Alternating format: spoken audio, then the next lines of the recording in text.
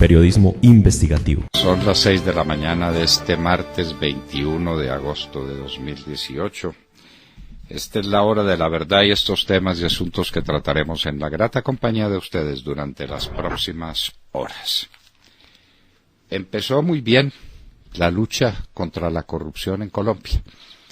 Se puso de acuerdo todo el Congreso para votar en favor de la corrupción que nos comió en los últimos 8 años. Para nuestra desazón, nuestra tristeza y nuestra vergüenza, el Centro Democrático resolvió contrariar todo lo que había hecho en sendas votaciones para unirse a los corruptos. De manera que nunca sabremos nada, como dijo el poeta Porfirio Barba Jacob. Nunca sabremos quién se robó a Colombia en estos 8 años. Nunca sabremos por qué nos endeudaron hasta niveles no preocupantes, sino catastróficos. ¿Por qué está pasando lo que está pasando en todas partes, en los departamentos? ¿Por qué se robaron las regalías? ¿Por qué se robaron la financiera del Departamento Nacional de Planeación? ¿Por qué se lo robaron todo? Nunca sabremos nada. Las ratas se unieron y resolvieron elegir la rata mayor, con la mayoría del Centro Democrático a bordo, porque hay que decir las cosas como son. El Centro Democrático resolvió unirse a los corruptos que se robaron a Colombia durante 8 años. Nunca sabremos quién se la robó. La consulta anticorrupción. Esto ya es cómico. 350.000 millones de pesos vamos a votar en una consulta anticorrupción que se celebra o se celebrará muy pocos días, ni una semana siquiera después de que en el Congreso de la República se votó en favor de la corrupción, empezando por los que dicen que están en campaña contra la corrupción. Claro, tiene que ser así. Nadie va a decir que está a favor de la corrupción. Pero obras son amores, pero no buenas razones. Nosotros, pues, nos dedicaremos a promover entre las personas que nos quieran escuchar una abstención total en señal de protesta por la burla de la que hemos sido objeto. Se burlaron de los colombianos que realmente llegaron a pensar alguna vez que se iba a luchar contra la corrupción.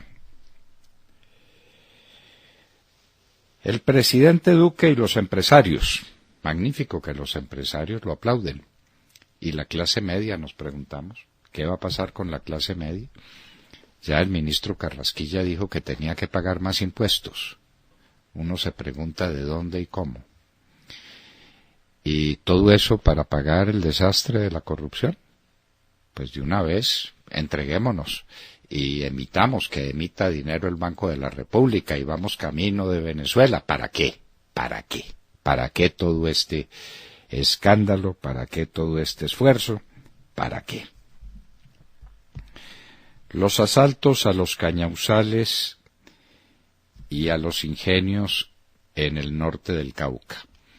Esto es un hecho continuo. Los asaltan, se les meten en los cañauzales, les prenden candela a los equipos y nadie intenta hacer nada. Entre otras cosas, porque se nos olvidaba decirlo, estamos reeligiendo a todos los funcionarios de Santos y estamos reeligiendo también a la cúpula militar y a la dirección de la policía, ambas derrotadas. Entonces, el presidente Duque tal vez le deba una explicación al país, pero la situación es gravísima en todos los aspectos de la vida nacional. Venezuela en el caos total. Vamos para allá que nos las pelamos. Estamos en ese camino. Ya en julio cayeron los índices de confianza del consumidor. Ya la gente está empezando a entender que si nos descuidamos esto va para la continuidad de los últimos 8 años. Ayer el Congreso votó por ella. está fascinado con la continuidad. Le pareció maravilloso que sigamos el mismo camino de los últimos 8 años. Venezuela es el punto de mira, el punto de referencia. Ya Ecuador y Perú tomaron una decisión salomónica. No reciben venezolanos que no tengan pasaporte, y como es imposible sacar un pasaporte en Venezuela, lo que dicen Perú y Ecuador muy lindamente, con unas maneras diplomáticas estupendas, es que los venezolanos se tienen que quedar en Colombia. No los dejan salir ni a Perú ni al Ecuador. Necesitan cumplir una condición imposible. Ya sabemos lo que son las condiciones imposibles. La sentencia de la Corte Constitucional sobre la JEP. Los delitos sexuales quedan prácticamente amnistiados, porque como se van a castigar con penas alternativas, lo que va a haber es impunidad. De manera que por un lado decimos que queremos sentencias, cadena perpetua para ellos, y por otro lado la Corte Constitucional resuelve que lo que hay que hacer es ponerlos en la calle. Nos parece que los últimos ataques terribles en materia sexual deben quedar en la impunidad. Pues si eso no es delito para las FARC, ¿por qué va a ser delito para los demás? El principio de igualdad. Entonces dediquémonos también a presenciar la violencia sexual.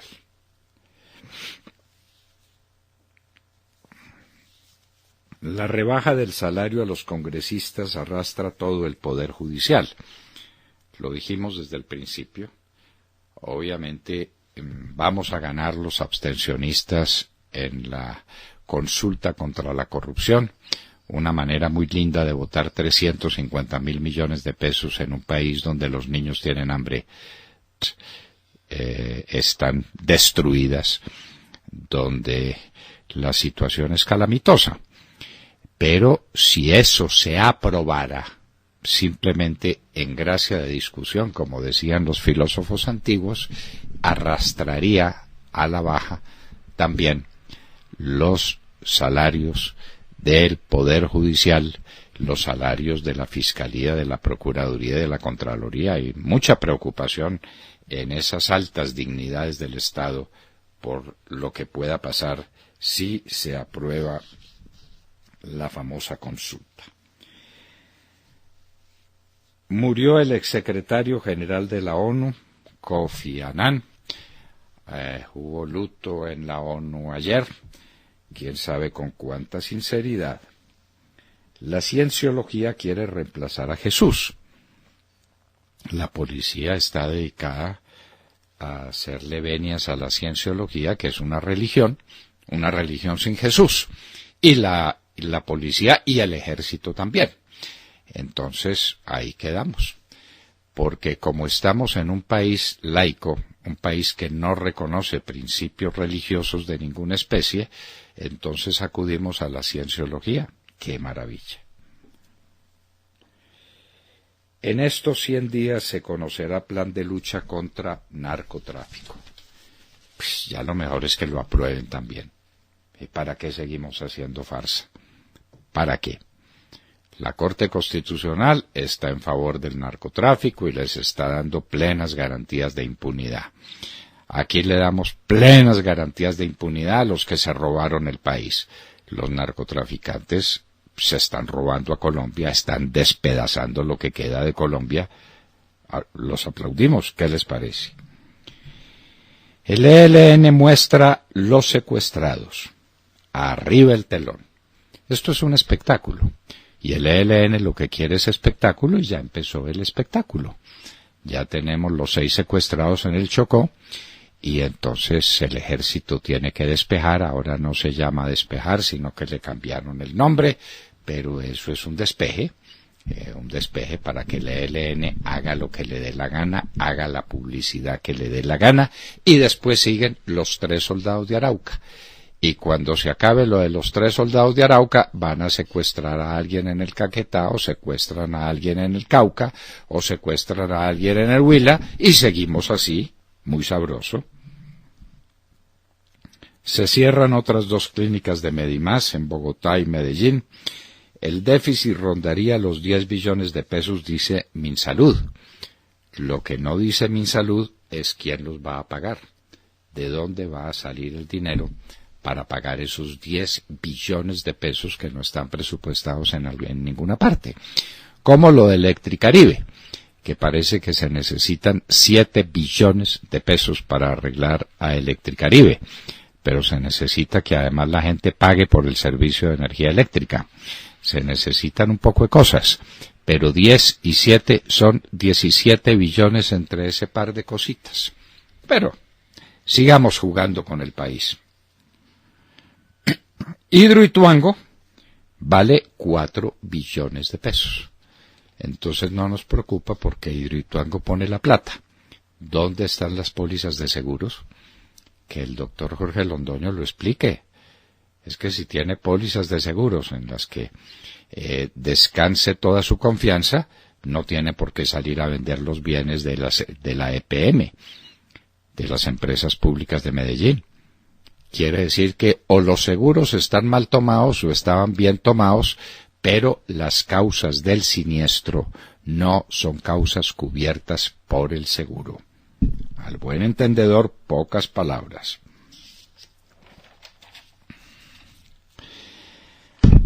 La motobomba de Corinto Cauca. Otras 12 motos, además de la moto que explotó, fueron dañadas. Los comerciantes quieren evacuar. Aquí todo el mundo quiere evacuar del norte del Cauca y por supuesto nadie está haciendo nada porque esta es una batalla contra el narcotráfico, una batalla a fondo y no hay todavía definida una política integral contra el narcotráfico que se conocerá en los próximos 100 días. Nos preguntamos si este no era tema suficientemente urgente como para que el presidente Duque lo tuviera resuelto antes de la elección y antes de posesionarse. Una pregunta que hacemos al pasar. Un caimán mata mujer en Hilton Head, Carolina del Sur. Hacía muchísimos años que no ocurría el ataque de un caimán a una persona. Ataque terrorista en Cornellà de Llobregat, en Cataluña. Un hombre entró gritando "Alá es grande" a una estación de policía, trató de matar a un policía con un puñal y fue dado de baja. Trump dice haber acabado con ISIS, pero la propia Secretaría de Estado calcula que los combatientes de ISIS están entre 20 y 30.000, exactamente lo mismo que había al comienzo. Luego no se ha hecho nada. Asia Argento, la que fue una de las denunciantes principales contra Harvey Weinstein por abuso sexual, ella también abusa. Y abusó de un joven de 17 años con quien tuvo relaciones sexuales. El incendio Ferguson en Carolina, que puso en riesgo el parque Yosemite, ha quedado extinguido. Pero ha nacido un nuevo monstruo de fuego. En Montana, el parque de los glaciares es el que está ahora amenazada. ¿Se acuerdan de Larry Nassar, el médico que abusaba de las niñas gimnastas en los Estados Unidos? Abusó de muchísimas de ellas, nunca se supo de cuántas.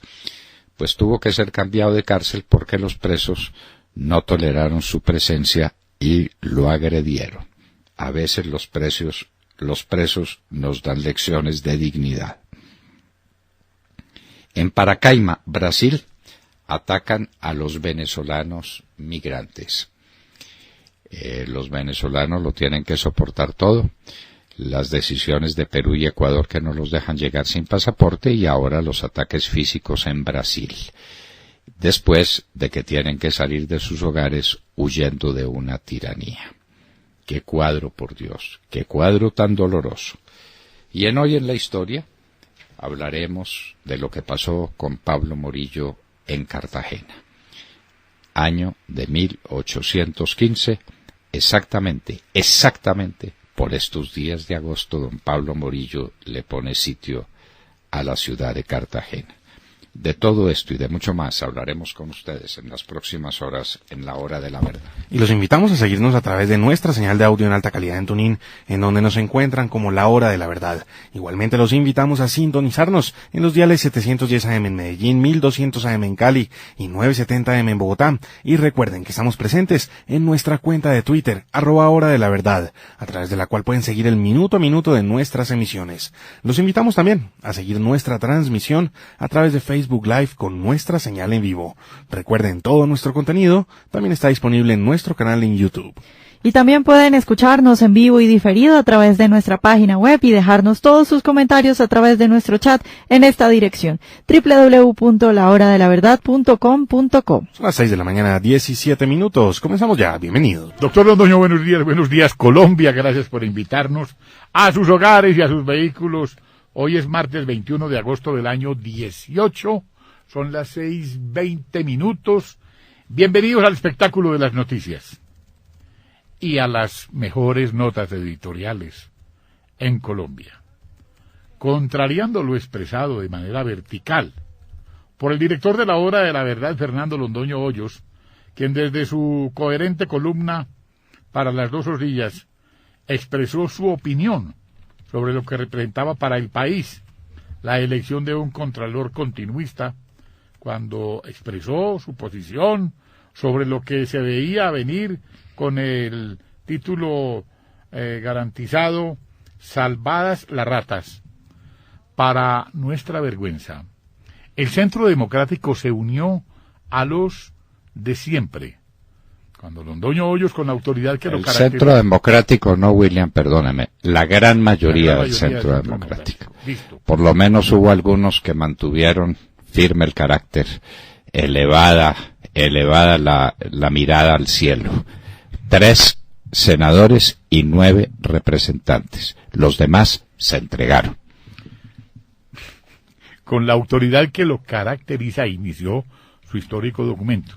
Todo parece indicar que un gran simposio delincuencial, la mayoría del Congreso, se propone elegir como contralor a quien garantice impunidad plena y absoluta para los que se robaron a Colombia durante los últimos 8 desventurados años de su historia. Con la bendición de los expresidentes Gaviria, Pastrana y Uribe, como lo agradeció el contralor elegido en su monserga ante el Congreso en pleno, quien despachó desde tempranas horas de su elección, desde la oficina del representante del Centro Democrático, Enrique Cabrales, sitio al que llegaron las mayorías del Centro Democrático, sin el voto del expresidente Álvaro Uribe Vélez, quien se declaró impedido, dándole a Carlos Felipe Córdoba una aplastante votación de 203 votos, 75 en Senado y 128 en Cámara, contra 12 votos de José Félix Laforí Rivera. Doctor Londoño, ¿en qué estamos? Estamos en la entrega total a la corrupción. Quisiéramos, ojalá tuviéramos acceso a la doctora Marta Lucía Ramírez, a quien el presidente de la República le dio el encargo de luchar contra la corrupción.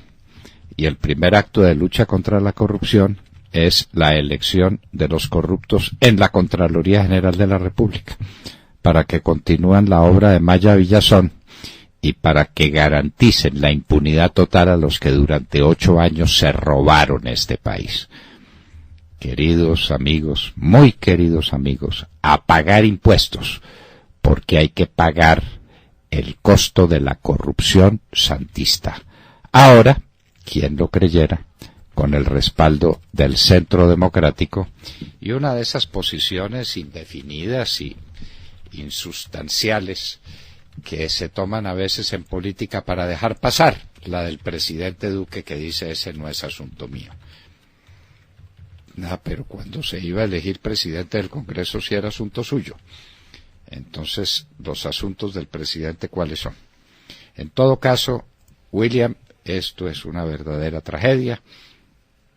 Los invitamos a leer nuestra columna en las dos orillas, se llama Garantizado, salvadas las ratas. Las ratas pueden respirar tranquilas, nadie las va a tocar. Lo gracioso es que el diario El Tiempo le abre espacio al humor porque estaba recordando los sábados felices, ahora fue el lunes feliz. Y este señor Córdoba dice que será muy duro con los corruptos que lo acaban de elegir. Bueno, muy bien. Esta pues es la política en Colombia en este momento. Esperamos que estas cosas cambien porque a un país se le pueden robar cualquier cosa, menos la fe.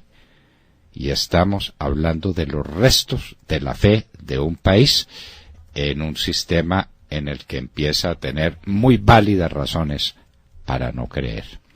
Vamos para los Estados Unidos. Cristina Londoño, buenos días. Hola papi, muy buenos días y muy buenos días a todos. Bueno, hoy no les voy a hablar de política, no tengo ningún nuevo escándalo ni tampoco de economía. Simplemente les voy a hablar de una advertencia muy importante que están haciendo los pediatras más destacados de los Estados Unidos, la asociación pediátrica más importante de este país, y es que le está recomendando una medicina para los niños estadounidenses. Le está pidiendo a los padres que oigan muy bien la recomendación, porque dicen que les puede desarrollar la creatividad a sus hijos, les ayuda también a desarrollar el pensamiento crítico, los hace más resistentes, más fuertes, y lo bueno, dicen, es que no hace daño. Los únicos efectos secundarios que tiene son positivos y además esta práctica pues no cuesta nada. Estoy hablando nada más y nada menos que del juego, el juego libre y sin restricciones, ya sea adentro o afuera de la casa. Y aquí abro comillas, dice el doctor Michael Jockman de la Universidad de Harvard, de la Universidad de Medicina de Harvard, dice: suena a una recomendación de la vieja guardia, pero los niños tienen mucho por aprender cuando no se les dice qué hacer. El doctor Jockman destaca la capacidad de improvisar en la vida que necesitan los niños en momento en que los padres se han vuelto tan estructurados, ansiosos, competitivos y solamente andan pensando en qué clase meter a sus hijos, qué aplicación descargarles, cuál es la mejor computadora, porque, y lo hacen con muy buenas intenciones, porque le quieren dar a los niños una ventaja en la vida y quieren que todos sean genios antes de los 6 años. De ahí que este grupo de pediatras estadounidenses les recomienda que le está recomendando a todos sus médicos afiliados en el país que tengan esta conversación con los padres antes de que los niños tengan 2 años, de lo importante que es el juego para que se desarrollen de una manera normal, para que aprendan a completar metas o tareas y a ignorar las distracciones. Y subrayan los médicos que los padres deben también jugar con sus hijos, no solamente darles tiempo para jugar y para improvisar, sino que deben jugar con ellos. Dicen que esta práctica pues crea unos vínculos más fuertes entre padres e hijos, los ayuda a desarrollar como un escudo antiestrés y a contrarrestar incluso los efectos de la pobreza dentro de la familia, porque hay experiencias fuertes y positivas entre los miembros de la familia. Dicen además los médicos que este juego libre ayuda a los niños a desarrollar aptitudes de colaboración, de negociación, de resolución de conflictos, a promoverse a sí mismos, a de alguna manera reforzar su poder decisivo, la creatividad, el liderazgo y la actividad física. Eso es muy importante. Y están también se basan sobre todo en estudios que dicen que de 1981 a 1997 el tiempo que los niños pasan jugando sin tener que ofrecer ningún resultado al final, pues ha disminuido en un 25%. Por ejemplo, para el 2009 varios colegios de la zona de Los Ángeles, los niñitos de 5 años solamente les estaban dando unos 19 minutos al día de tiempo libre. Ya en 30% de algunas escuelas no les dan ni siquiera recreo a los niños de kinder. Y esto para muchos expertos es una verdadera tragedia. Y es que yo ya les había mencionado a ustedes estudios de la organización Common Sense Media que dicen que los niños menores de 8 años, hasta los 8 años, están pasando en Estados Unidos un promedio de 2 horas y 19 minutos frente a una pantalla. Esto va a ser todavía más escalofriante. Los niños menores de 2 años están pasando como promedio 42 minutos del día frente a una pantalla. Los riesgos, dicen expertos, obesidad, insomnio, retrasos cognitivos en el habla y en la capacidad de socializar y también una posibilidad muy alta de sufrir de depresión. Yo creo que es una advertencia gravísima. Me imagino que si he hecho buen trabajo transmitiendo esta noticia, la mayoría de los padres de familia en este momento quieren salir corriendo, dejar el trabajo e irse a jugar con sus niños o por lo menos a quitarles o a esconderles la pantalla. Necesitamos volver a los tiempos del pasado en que se podía jugar con un palo, con una piedra, a inventar historias en el jardín al lado de los árboles y no había pantallas por ahí. Es lo que tengo por el momento. Ahora regreso contigo al estudio, papi, que tengas muy buenos días y muy buenos días a todos. Muchas gracias, Cristina. A jugar con los niños, por Dios, a jugar con ellos. Es dedicarles lo mejor que un padre le puede dedicar. No el dinero, no las frulerías, no los regalos, su tiempo para que los niños jueguen. Y para que los niños jueguen improvisando sus juegos, no para que miren en una pantalla, queden absortos ante ella y entonces pierdan toda la imaginación y toda creatividad. Lo dice la sociedad de pediatría más importante de los Estados Unidos. Sergio Gel. Doctor Londoño, muy buenos días para usted, para todos nuestros oyentes. Pues abrimos la mañana con una cifra, 7 billones de pesos, con B. Eso es lo que estima el agente interventor que requiere en los próximos 10 años la distribuidora de energía en el Caribe, Electricaribe, que sirve a una población estimada de 10 millones de usuarios, de los cuales muchísimos, no pagan el servicio, bien porque nadie les corta el servicio, si no pagan sus facturas, o bien porque nadie les cobra, a nadie le llega la factura. Supimos, por ejemplo, de una unidad residencial de 650 apartamentos en Barranquilla, en donde nunca llega el cobro de los servicios de Electricaribe. Eso sí, el servicio de energía no se detiene. Entre tanto, Electricaribe tan solo ha recibido 122 mil millones de pesos de los 1.4 billones de pesos que avaló el Ministerio de Hacienda para permitirle sobreaguar. Muy preocupante este dato que también da el agente interventor y pues que nos da cuenta de que ha recibido menos del 10% de los recursos que se avalaron para que se pudiera sostener Electricaribe. Así es imposible, y tan imposible es que la distribuidora le está pidiendo a la CREC autorización esta semana para un aumento de tarifas. Eso pues va a ocurrir en el transcurso de la semana y por supuesto el debate en la costa está encendido. La situación de Electricaribe es insostenible. Senadores como Jorge Enrique Robledo del Polo Democrático han planteado incluso que Electricaribe debe ser estatizada. Eso para que con nuestros impuestos sostengamos una operación afectada por la corrupción y por una gestión que tiene una sin salida a esta distribuidora, cuya situación de no ser resuelta pone en riesgo el suministro a mediano y largo plazo del fluido eléctrico a los habitantes de la costa Caribe. La pregunta que queda, doctor Londoño, por supuesto, en medio de este panorama, ¿quién es el loco que se le va a meter la mano al bolsillo con al menos 7 billones de pesos para ganarse al tigre y salvar el fluido eléctrico en la costa? Esa es una buena pregunta, ¿no?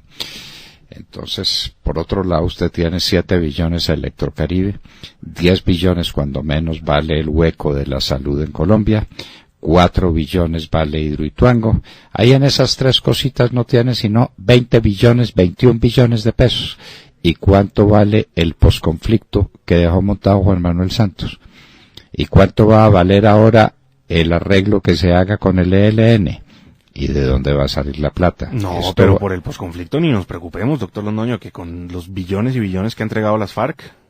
Sí, con eso tiene, y con las trapeadoras y los exprimidores de limón. Y las cuentas de las cirugías. Y las cuentas, sí, ¿cómo le parece, por Dios? Bueno, En fin, eso tenemos. Vanessa Arau. Doctor Fernando y queridos oyentes, muy buenos días. Nicolás Maduro ha anunciado un paquete de medidas para supuestamente combatir la crisis económica que atraviesa Venezuela. Como consecuencia de la insensatez anunciada por el chavismo, la mayoría de supermercados y tiendas están cerradas. Pero increíblemente lo que ha sucedido hoy en Venezuela no es nada a comparación de los días tan oscuros que se vienen para ese país como consecuencia de lo anunciado por el tirano. De ahora en adelante el bolívar tendrá 5 ceros menos. La nueva moneda que circulará será el bolívar soberano. Se ha decretado además que el salario mínimo pasará de 5.196.000 bolívares a 180 millones, lo que significa un incremento de alrededor de 3.400%. Con el cambio del cono monetario, el salario quedará entonces en 1.800 bolívares soberanos. Ha insistido Maduro en que ahora los bolívares fuertes están anclados al petro. El problema es que esa criptomoneda, al igual que el bolívar de siempre, es manejada por Maduro, por lo que ahí no hay cambio alguno. Ha prometido además que el gobierno asumirá por los próximos 90 días el diferencial de la nómina salarial de toda la pequeña y mediana industria del país para que no haya impacto sobre la inflación. Según él, de ese modo no habrá excusas para incrementar los precios. Quienes aún le creen a Maduro piensan entonces que los precios no van a aumentar y que tendrán 35 veces su sueldo actual. Por lo tanto, según los chavistas, habrá tanta prosperidad que los venezolanos que han salido del país volverán para disfrutar de tal riqueza. Maduro y sus amigos parece que no entienden que la solución a la pobreza no es imprimir más billetes o multiplicar por 35 el saldo de las cuentas bancarias. Si así fuera, la pobreza no existiría. Aunque el tirano multiplique por 35 el salario, no aparecerán más televisores, alimentos o infraestructura. Los bienes serán los mismos y lo que ocurrirá será un aumento de los precios, perjudicando, por supuesto, sobre todo a los más pobres. Aunque Maduro insista en que no, al aumentar la cantidad de dinero circulante, los precios van a subir y subirán en mayor medida que el aumento del salario decretado por Maduro. Muchas empresas cerrarán porque no tendrán cómo pagar el aumento salarial, de modo que ahora habrá más dinero circulante, menos bienes y mucha más gente desempleada. El aumento de precios que veremos es escalofriante. La pregunta es, ¿qué pasará con aquellos venezolanos que no consigan un aumento del salario del 3.400%? Si ahora les queda difícil comer, se van a morir. Para acabar de completar la terrible situación, Ecuador y Perú ahora exigen pasaporte para dejar entrar a los venezolanos a su territorio. En Venezuela es casi imposible sacar un pasaporte en este momento. Entonces Maduro los condena a muerte y países de la región como Ecuador y Perú ahora les dan la espalda. Pregunta final, doctor Fernando, ¿Colombia estará preparada para lo que se viene? Claro que Colombia no está preparada para nada. Y desde ayer menos que para nada. Pero en fin, esa es otra historia, Vanessa. Así pues que lo que hay en Venezuela en este momento es el caos absoluto y total. Y entonces Maduro va a pagar los primeros 3 meses de aumento del costo del aumento salarial a las empresas medianas y pequeñas. ¿De dónde va a sacar la plata? Emisión. ¿Y esa emisión qué es? Lo que usted dijo, aumento de precios. pero claro, más moneda en circulación, más inflación. Una señora salía ayer con lo que había recibido de su salario, el total de su salario. Eso que había recibido era 1 libra de carne. Para eso alcanza el salario mínimo en Venezuela. Bueno, muy bien, pero si nos descuidamos, vamos para allá. De Mar Corto. Doctor Fernando, compañeros de la mesa, oyentes de la Hora de la Verdad, muy buenos días. Desde ayer empezó la votación en el exterior de la famosa consulta anticorrupción, que es impulsada por el Partido Verde de Claudia López, que puso como cabeza de lista al exalcalde de Bogotá, Antanas Mocus, quien según nuestro criterio jurídico en la Hora de la Verdad, está inhabilitado para ser senador de la República por haber tenido contratos con el Estado en los 6 meses anteriores a su elección. La consulta anticorrupción y su poder es ampliamente cuestionado, sobre todo cuando se sabe que de los 7 puntos que plantea el cuestionario son temas que se deben tramitar por vía acto legislativo. 2 de esos 7, 5 están ampliamente difundidos en nuestro ordenamiento jurídico, o sea, ya existen. De acuerdo con la Registraduría Nacional del Estado Civil, para que esta consulta, que dudamos pueda llamarse contra la corrupción, se necesita 12.140.342 votos este domingo 26 de agosto para que pase y sea una realidad como lo pretende el Partido Verde. Pero escuchen atentamente para que eviten la fatiga de salir a votar por una consulta que no tiene ni pies ni cabeza, desde lo jurídico por lo menos. Además, no votar esa consulta, colombianos, será una manera de manifestar el descontento del pueblo colombiano, que entiende que no puede empezar una lucha contra la corrupción en Colombia luego de una elección como la de anoche del señor Felipe Córdoba, Contralor General de la República, y de quien se dice en las redes sociales, entre otras cosas, es muy amigo de personas como los exmagistrados Francisco Ricaurte, Leonidas Bustos, procesados por el cartel de la toga por vender sentencias, y amigo también del exfiscal general de la Nación, Eduardo Montealegre. Pero además hay que tener en cuenta que las preguntas de la 1 a la 1 y la 7 de esa consulta, la pregunta 1 dice reducir, o tiene que ver con reducir el salario de los congresistas y de altos funcionarios del Estado, y la pregunta 2 tiene que ver con el tema de limitar los periodos de los congresistas máximo a 3 en las corporaciones públicas. En este caso, doctor Fernando, estos dos asuntos son asuntos de temas de reforma constitucional, por lo que no son posibles tratarse a través de una consulta popular como lo pretende la señora Claudia López. Recuerden ustedes, el artículo 374 de la Constitución es absolutamente claro, es taxativo y habla de las 3 maneras de hacer esas reformas constitucionales: mediante referendo, acto legislativo o una asamblea constituyente, lo que significa que por lo menos la pregunta 1 y la pregunta 7 no pueden tramitarse a través de esa consulta popular.